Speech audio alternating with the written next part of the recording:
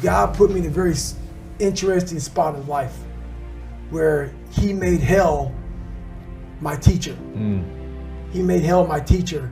And a lot of people don't understand that. So I'm trying to give people a different thought process of life where failure, hell, disappointment, discomfort is a great learning tool. And many people don't understand that. And a lot of people won't even understand this interview when we get done with it. I believe that we're all teachers. We're all teachers. And if you don't learn something and give back like what you learned, what's the point of living? You're wasting. Yeah, you're wasting. You have all this knowledge of what you learned. Some people may think you're crazy.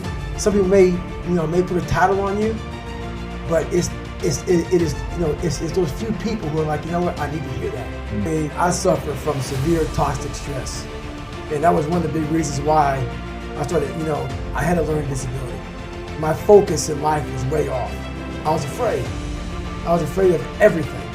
And when you have that kind of foundation growing up, and that's where you start life at, is being abused and also working all night at a skating rink, not going to school, and you have a guy who's an alcoholic, and the second he got drunk, he got mad. I didn't care about my brother, I didn't care about me, but I saw this woman go from Mary Poppins, the sweetest person on the planet Earth.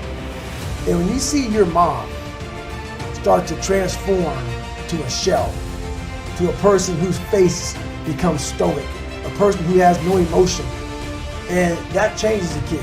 Yeah. And when you're young and you have to grow up so fast, so by 8 years old, my mind was of us 40-year-olds at 8. My family, like life came at me. I started realizing more and more and more that all these people were gone. What was haunting me was me. I can't control my dad. I can't control the people calling me nigger. I can't control all these things, but they were things that kept me down. It started becoming my reality. My reality was what they made it out to be.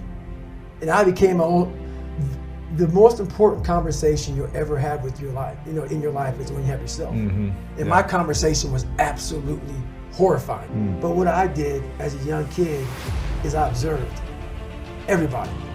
I wasn't really smart in the books, but I was real smart when it came to life. And I was able to sit back and watch her mistakes. I was able to see how she struggled through life and how I don't want to struggle through life. And I was able to see she never picked me up. The biggest thing she did for me, and this is the honest to God truth, and she doesn't even know she did it. When I would bust my ass, and I would fail, and I was at the bottom of the sewer, she never picked me up. She never gave me that cookie and said, hey son, it's gonna be okay. She didn't have time for that.